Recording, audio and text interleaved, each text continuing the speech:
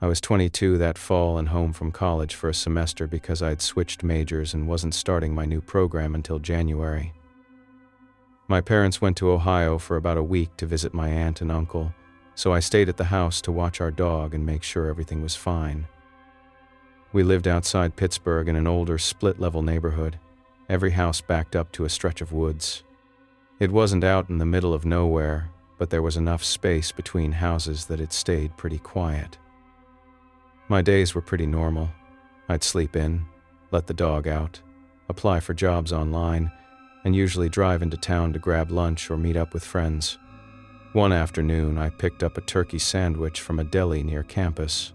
I remember bringing half of it home and putting it in the fridge. The house sounded like it always had. The furnace kicked on every so often. The pipes made noise once in a while. I'd lived there my whole life, so I didn't think much about any of it. The first couple of nights were completely normal. Then one morning I opened the refrigerator and the rest of my sandwich was gone. I figured I'd eaten it late the night before and just didn't remember. I'd been staying up watching movies until 2 or 3 in the morning, so it didn't seem that weird. A day or two later I noticed we were running low on sliced turkey. A few bananas were gone too. I also grabbed a bottle of water from the case in the basement and realized there weren't as many left as I thought there should be. I just assumed I was going through food faster than I realized. The next morning I found the basement door open a few inches. That door had never latched very well.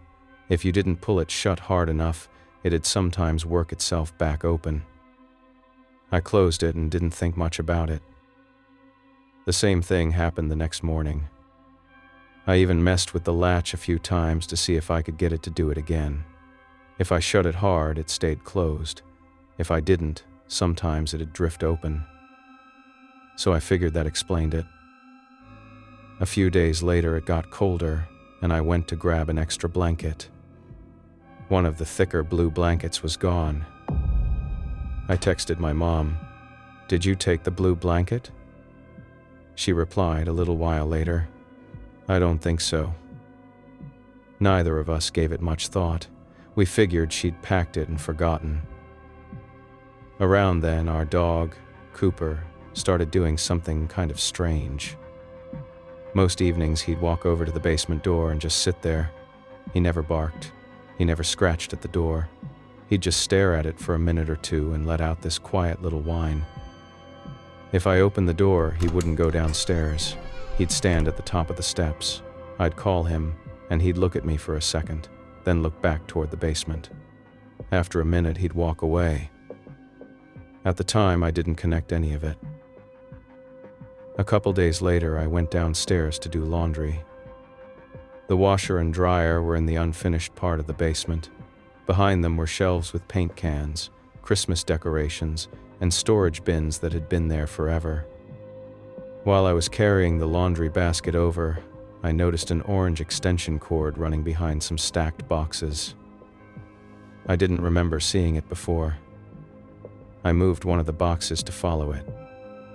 Behind the shelves was a narrow space between the foundation wall and another storage area. There was a flashlight, a sleeping bag, a pile of empty water bottles, food wrappers, the blue blanket. For a second, I wondered if my dad had put it there months earlier. Then I looked at the sleeping bag. It didn't look like it had been sitting there for months. The pillow looked like someone had just gotten up. I backed out without touching anything. As soon as I got upstairs, I locked the basement door. I knew the lock wasn't great, but it was all I could think to do. Then I called 911. I told the dispatcher I thought someone had been staying in our basement. She asked if I could hear anyone. I said no. 2 officers showed up maybe 10 minutes later. One of them told me to wait outside with Cooper while they checked the house. I stood in the driveway while they searched. A couple neighbors slowed down as they drove by, probably trying to figure out what was going on. After a while, the officers came back outside. One of them asked if anybody else had a key to the house. I told him no. He said they hadn't found anyone. They checked every room, the attic, the basement, and walked around outside. Nothing. I took them downstairs and showed them what I'd found. The sleeping bag was still there. The wrappers were still there. So was the blanket. One of the officers swept his flashlight across the unfinished wall and stopped. "Hang on." Behind a loose sheet of plywood was an opening into a crawl space under part of the house. It wasn't very big, but someone could definitely fit through it. The crawl space was empty. One officer crawled in with his flashlight while the other stayed with me. A few minutes later, he came back out holding a notebook. Most of it was just dates. Some pages had short notes. Family home. Dog outside. Left 8:20. The entries went back months, way before my parents took that trip. The officer let me look for maybe a few seconds before he put it into an evidence bag. They searched outside again and found one of the small basement windows had been forced open at some point. They couldn't tell how long it had been like that. Whoever had been staying there was already gone. One of the officers suggested I stay somewhere else that night. I called my parents, and they turned around and drove home that same day. After that, we had the crawl space sealed, replaced the basement windows, added motion lights, and put cameras around the house. Nothing like it ever happened again. The police never told us they found the person. As far as I know, they never did. The notebook is still the part I think about the most. The first entries were from almost 3 months before my parents left town, so whoever it was had been around a lot longer than we ever realized. We just don't know when they first got inside.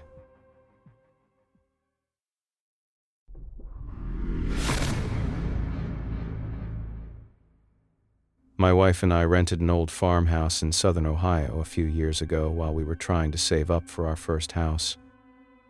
I was working as a mechanic about 25 minutes away, and she worked from home most days, so we didn't really need to live close to town. The house sat by itself with fields around it and one gravel driveway out to the county road. It was early spring. The trees were still mostly bare, and it was always windy out there. The landlord met us on move-in day and showed us around the place, including the detached garage and a little shed out back. Before he left, he pointed at one of the upstairs bedrooms. "That room stays locked." He said it still had some of his late parents' belongings in it. He told us he'd clean it out eventually, but for now he wanted it left alone. That seemed fair enough. We weren't planning on using all the bedrooms anyway. The first couple of weeks were pretty normal. I'd leave for work around 7 every morning. My wife stayed home most days, and we'd have dinner together after I got back. One night she asked why I'd left one of the kitchen chairs pulled away from the table. I told her I hadn't. She pushed it back and that was the end of it. A few days later I asked if she'd done it. She said no. It wasn't happening all the time. Every few days one of us would notice a chair sitting crooked, like somebody had gotten up and never pushed it back in. Neither of us thought it meant anything. Then the thermostat started changing. We always left it at 68. A couple mornings it'd be down to 65. One afternoon it was set to 71. I figured maybe it still had some old schedule saved in it from whoever lived there before us. I reset it twice, but it kept changing. It was annoying more than anything. The first thing that actually seemed off happened upstairs. I got home from work one evening and walked past the locked bedroom while I was carrying some boxes. I smelled cigarette smoke. Not like someone had just lit one, but recent enough that I noticed it. Neither of us smoked. None of our friends did either. I asked my wife if she'd smelled it. She said she'd noticed it that morning. We opened a couple windows and figured maybe it had drifted in from somewhere. It didn't really make sense. The nearest house was over half a mile away. About a week later, the shop lost power, so I got sent home early. I pulled into the driveway just after lunch. As soon as I walked in, I heard what sounded like a couple footsteps upstairs. Just a few slow ones. I called my wife's name. Nobody answered. I found her downstairs folding laundry with headphones on. She hadn't been upstairs. I asked if she'd heard anything. She looked at me for a second. "You heard footsteps?" "I think so." She was quiet for a second. Then later that night, she told me she'd heard noises upstairs a few afternoons before.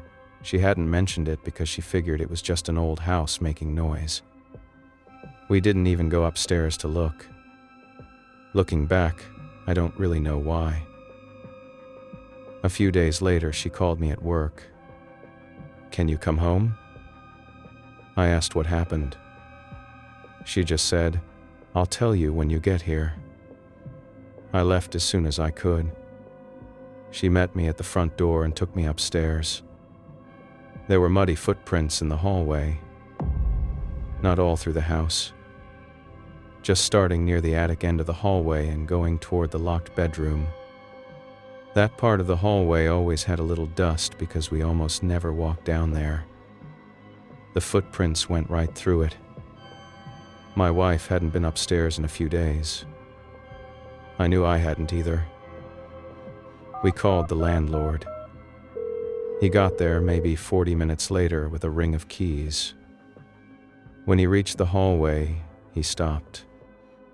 He looked at the footprints for a few seconds and didn't say anything. Then he unlocked the bedroom. Everything inside looked about like he said it would. Old furniture. Boxes. Plastic covering a dresser.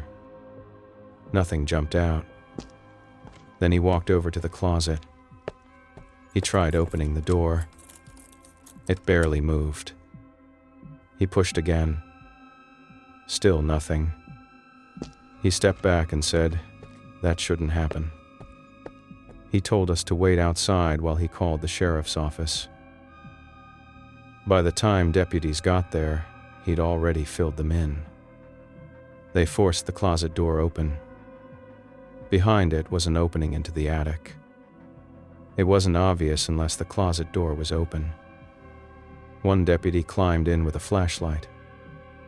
Another followed him. It took several minutes. When they came back out, one of them asked the landlord about repairs that had been done on the roof years earlier. He admitted there'd been storm damage a long time ago. Apparently, there had been an outside access point into the attic for the contractors. It was supposed to be sealed up afterward.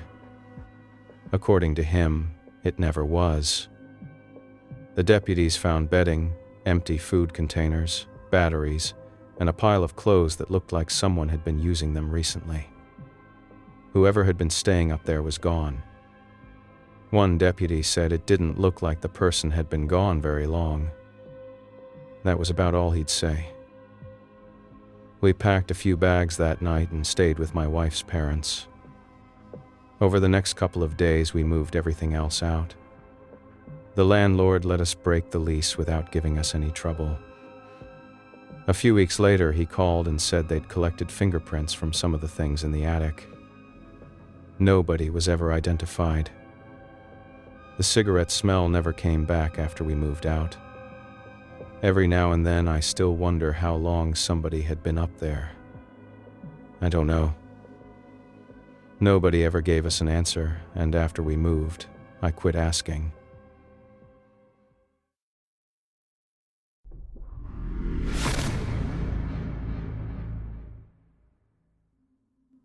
My younger sister bought her first house in November, just outside a small town west of Portland. It wasn't anything fancy. It was an older 2-story place that had been sitting empty for close to a year. The price reflected that, and she was excited because she could finally afford a place without stretching herself too thin. I'm an elementary school teacher, so weekends were usually the only time I could help her. We'd spend Saturdays painting, replacing old light fixtures, pulling carpet, and hauling boxes from the storage unit she'd been renting. It kind of became our routine. We'd stop at the same diner for breakfast every Saturday, grab coffee afterward, and head over to the house until it started getting dark. She wasn't living there yet. Most of the rooms were empty except for a folding table, paint supplies, and whatever tools we'd left behind. Every time we left, we'd lock the doors and check the windows. For the first couple of weekends, nothing stood out. Then one Saturday morning, I went downstairs to grab the cordless drill we'd left in one of the bedrooms. It wasn't there. I found it sitting on the kitchen counter. I figured my sister had moved it while cleaning something up. She said she thought I'd moved it. Neither of us spent much time thinking about it. Over the next few weekends, little things kept ending up somewhere else. A tape measure showed up in the bathroom. A box cutter was sitting on the living room windowsill. The paint rollers weren't where we'd left them. Nothing was missing. It was all still inside the house. We just couldn't remember moving any of it. Eventually, we started joking about it. One Saturday, my sister laughed and said, "Maybe the house is helping." It sounded as good as anything else. Around that same time, I noticed fresh coffee grounds in the kitchen trash. The coffee maker was still packed away in a moving box in the garage. I actually went and checked because I thought maybe she'd unpacked it. She hadn't. We figured maybe the trash can hadn't been emptied before the house went up for sale. It didn't seem impossible. There were still plenty of things around the house we hadn't gotten to yet. A few days later, my sister texted me while I was at work. She asked if I'd stop by the house. I hadn't. She said one of the upstairs bedroom windows was unlocked. We always checked the windows before we left because the house was sitting empty. She locked it again. The next weekend, it was unlocked again. We checked the latch. It seemed to work fine. After that, we'd check it twice before leaving. It still happened. Not long after that, one of the neighbors came over while we were loading drywall scraps into my truck. His name was Dennis. He'd lived across the street for years. He asked if my sister had finally bought the place. When we said yes, he mentioned he'd seen lights on upstairs one night earlier that week. My sister and I looked at each other. Neither of us had been there since the previous Saturday. Dennis looked a little confused. "I figured somebody was working," he said. We told him nobody had been there. He shrugged. Maybe I was mistaken. Then he went back across the street. After that, we'd do one last walk through before locking up. We never found anything. It was always small stuff. Things weren't where we remembered leaving them. The window would be unlocked again. Then everything would look normal. About a month after she bought the house, I got there earlier than usual on a Saturday. She was supposed to meet me around 9. I pulled into the driveway a little after 8:30. Her car wasn't there. I unlocked the front door with the spare key she'd given me and stepped inside. Right away, I could hear water running upstairs. Not dripping. It sounded like someone had a bathroom sink on. At first, I assumed my sister had gotten there before me and I'd somehow missed her car. I called upstairs. "Emily?" The water stopped. Nobody answered. I waited a few seconds. "Emily?" Still nothing. I stood there for maybe another 10 seconds, listening. I never heard footsteps. I never heard a door close. I backed out of the house, locked the front door again, walked across the yard, and called 911.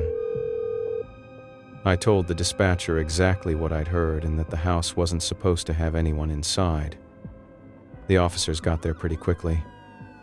One asked if I wanted to wait in my truck. I said yes. They went inside while another officer stayed outside with me. It took longer than I expected. Maybe 20 minutes. Then another patrol car showed up.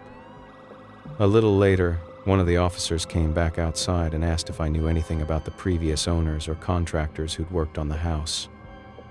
I told him I didn't. He just nodded and went back inside. My sister pulled up a few minutes later. She had no idea what was going on. We weren't allowed back into the house for another hour or so. Later that afternoon, an officer told us they'd found a man hiding inside a narrow utility space behind the upstairs bathroom. The access panel was built into the wall behind some shelving. Unless you already knew it was there, you probably wouldn't notice it. He'd apparently been staying there whenever someone came into the house. The part that surprised everyone was how he'd been getting inside. He still had an old key from years earlier. He'd worked for a contractor that repaired the house after a flood and had never turned the key back in. The investigators believed he'd been coming back every so often while the house sat vacant. When my sister bought it, he didn't stop. He just started coming when he thought nobody would be there. They also found food, bottled water, toiletries, phone chargers, spare clothes, and several notebooks. We weren't allowed to look through them. A detective later told my sister they mostly had dates and short notes. What days cars were parked outside. When lights were on. When she usually showed up to work on the house. That was the part I kept thinking about afterward. We replaced every lock, every exterior handle, the garage entry, and eventually several windows too. My sister waited more than a month before she finally moved in. A few weeks later, she got a call saying the man wouldn't explain why he'd kept writing notes after the house had been sold. Apparently, he answered other questions. Just not that one. I've thought about that more than once. If all he wanted was an empty place to stay every now and then, he could have left once somebody bought the house. Instead, he kept coming back. I don't know why. Neither does my sister.